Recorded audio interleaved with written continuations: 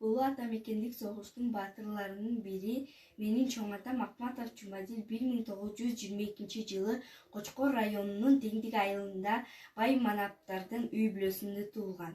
Айыл дагы Калинин атындагы орто мектептин бирине кирип, 1938-жылы 5-классты аяктап, Кочкор районунун комсомол уюмунун секретары болуп турганда согуш чыгат. 1941-жылы 25-октябрда аскерге чакырылып, 1942-жылдан февраль айына чейин аскердик машыгууну өткөн.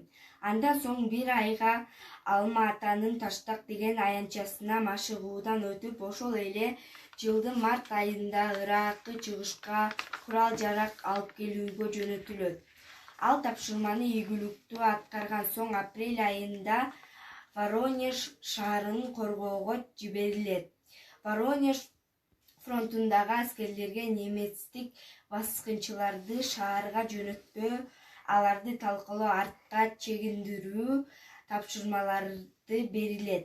Воронеж областындагы Осторожск деген Россош шаарларын немецтик баскынчылардан коргоодо Жумадил Акматов советтик аскерлердин катарына жан аябай салгылашкан. Сталинград үчүн болгон кагылыш 17-июнда башталган.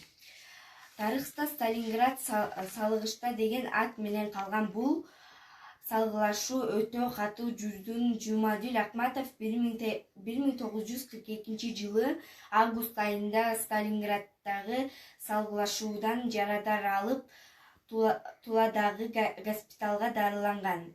Кайрадан согушка кирип, 1943-жылы май айында оорусу күчөгөндүгүнөн байланыштуу үйүнө жиберилген.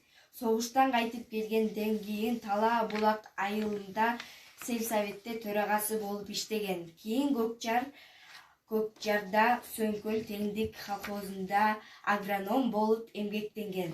1960-жылы оорусуна байланыштуу биринчи топтогу майып болуп эс алууга чыккан. Согуштагы эркиндикти үчүн Жуковдун медалы, каармандыгы үчүн медалы, Улуу ата мекендик согуштун биринчи, экинчи даражадагы ордендери, юбилейдик медалдары менен сыйланган.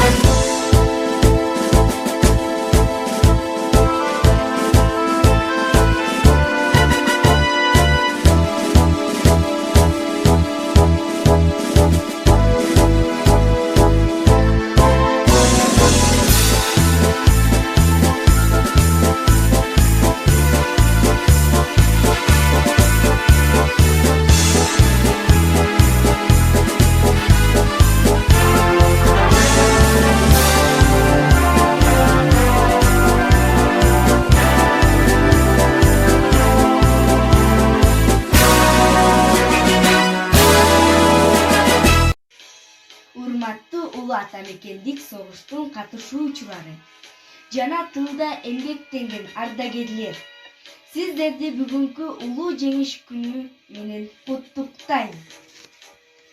Сиздердин мындан 75 жыл мурда жасаган эрдигиңиздер эч качан унутулбайт.